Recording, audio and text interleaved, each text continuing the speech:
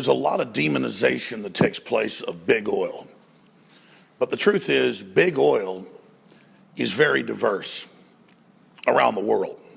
There's different companies, different types of individuals that run it.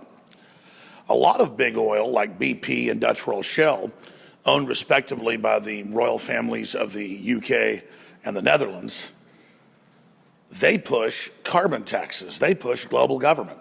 They're the number one funders after Goldman Sachs and, of course, Enron before they went under, of carbon taxes, of global governance, of banning fireplaces, of banning space heaters, and of pushing Agenda 21.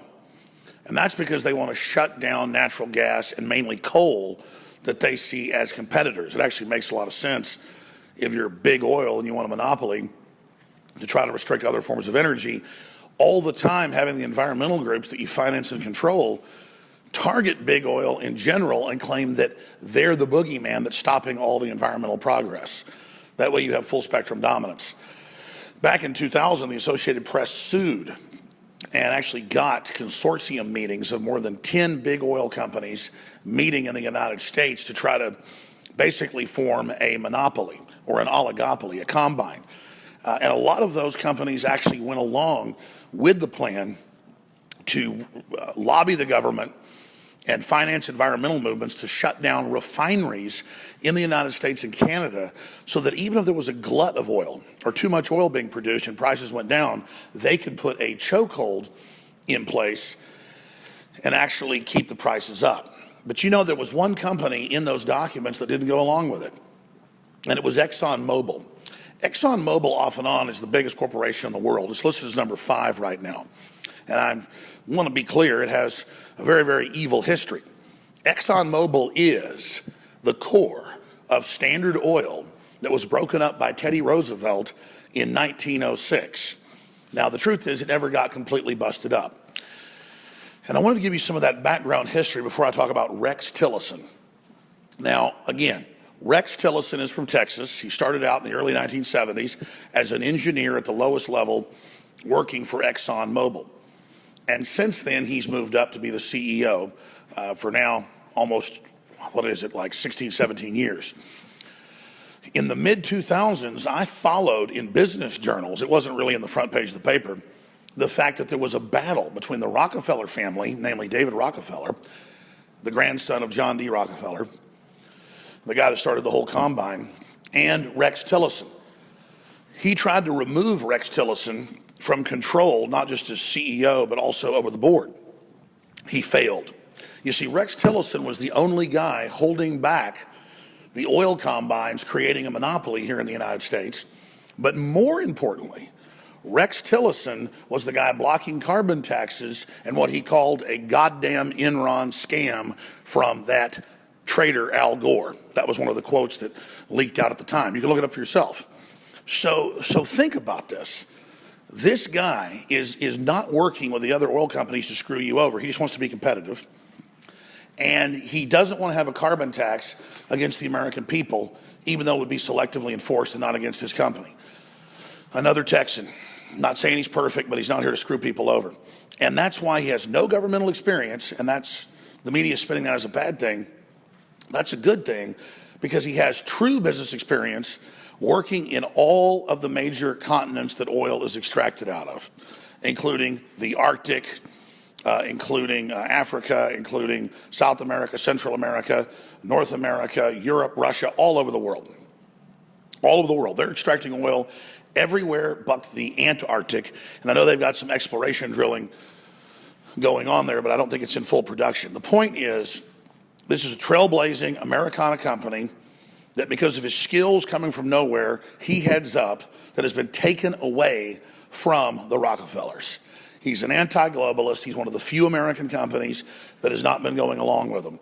Now, the media spins this and says, oh, Rex Tillerson used to fight the Rockefellers, but by 2006 and 7, he got on board and believes in global warming.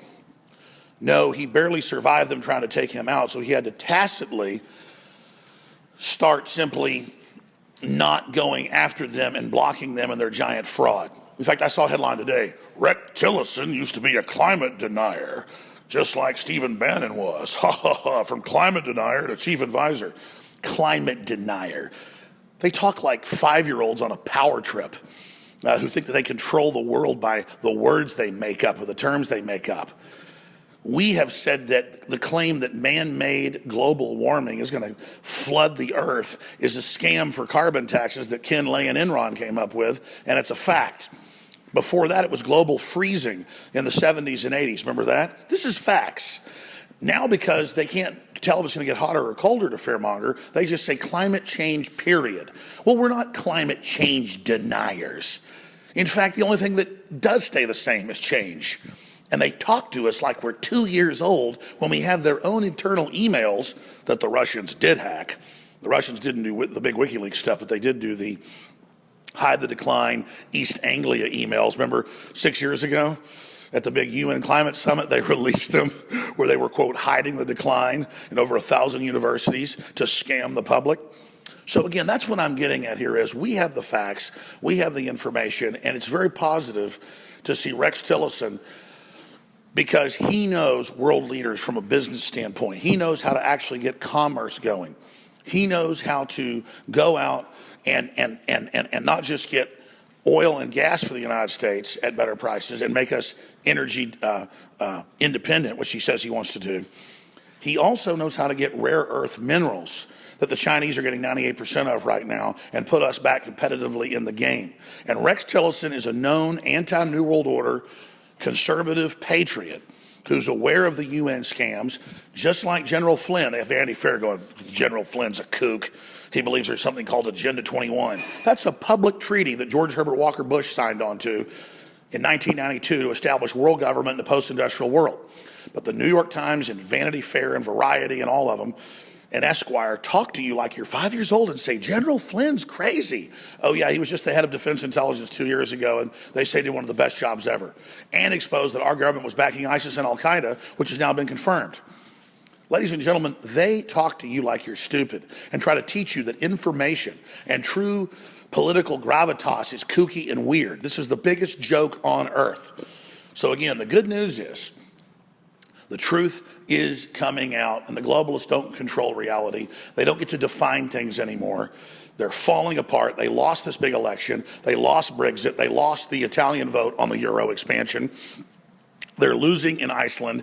They're losing in Spain. They're losing all over the world, and it's only getting worse for them as humanity awakens. So go ahead and try to censor the news, the real news. Go ahead and try to shut us down, because humans all over the world are waking up to what's happening, and it's a very, very exciting time to be alive. Go ahead and just push divide and conquer. Go ahead and push racism. It's not going to work. Everybody basically saw through Hillary, and when they tried to force feed the public her, it showed how disconnected from reality the New World Order really is. So bottom line, as I told you a month ago, as I told you 2 weeks ago, as I told you last week, I don't want to toot my horn, but I told you it will not be Mitt Romney next week that gets announced for Secretary of State. You watch. Don't hold your breath, because it'd be bad for your health. Because, oh, Mr. Fake News, Alex Jones, you know, he called the election too, and he told you what the real poll numbers were. The truth is, ladies and gentlemen, I'm dialed into the real patriots of this country and the real patriots in this government and the real patriots that are out there fighting for prosperity and a view that believes in humanity, not one that believes in austerity and you being poor.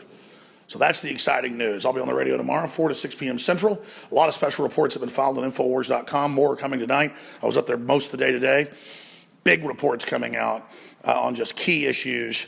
The fact that the CIA is saying that Trump, supposedly worked for the Russians. These are trained liars. And it's Obama's CIA. It's people he sent over. And, of course, Trump's come out and said these are the same folks that told you there was WMDs in Iraq. And, of course, that there was also, anthrax in Iraq and all this other made-up crap. And so now they're calling him anti-American. No, the CIA's anti-American, set up in 1947, and is basically controlled by globalists now.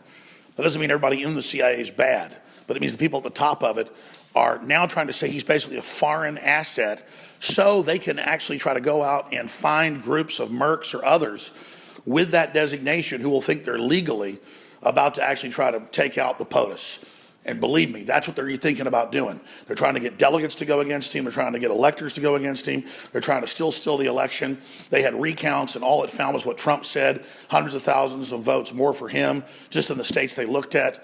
So a lot of exciting things are happening right now, but a lot of dangerous things are happening. These criminals aren't going to turn loose of their stranglehold of America easily. We have to wake up. We have to take action. We have to get involved. We have to get focused. I'm Alex Jones signing off for Infowars.com. If you're listening or watching this transmission, you know it. We're changing the world. It's not just talk. We are the resistance, and resistance is victory.